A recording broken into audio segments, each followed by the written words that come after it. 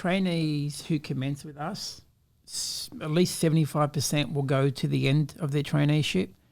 Of the 75%, 95 to 98 will be offered positions by the host employer at the end. Wow. Now, remember, a traineeship is an agreement between three parties normally, right? So it's a trainee, it's a host employer, which could be whoever they're hosting. That's why they call them a host, because they're getting the day-to-day exposure, and us. Yeah.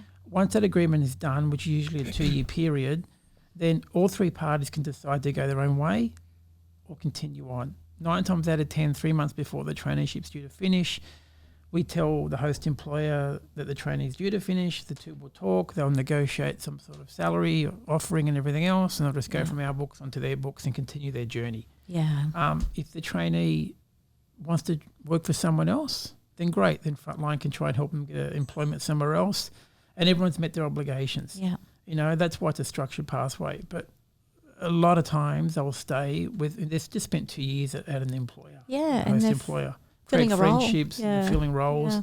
Yeah.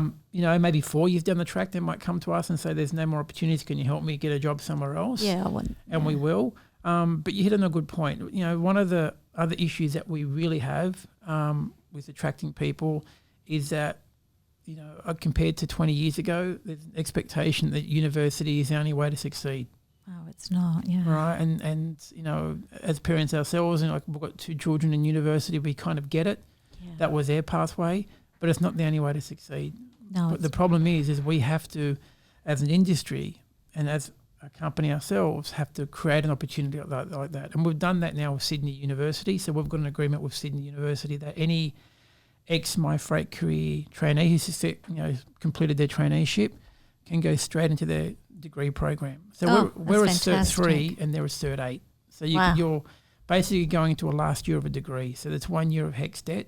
That really says something about your qualification. Yeah, because they had to validate all our stuff. And we've also now been accepted by the Australian Maritime College because Sydney University is campus-based and we're around Australia. So what do we do for trainees? I was going to ask, you've got, Yeah, so because now we have, it's taken us a long time, but the Australian Maritime College, which is the university in Tasmania, told us last week that it's just going to legals now to get contracts signed, and any successful My Freight Career trainee can go into an undergraduate or a postgraduate, depending how many years they've worked in the industry.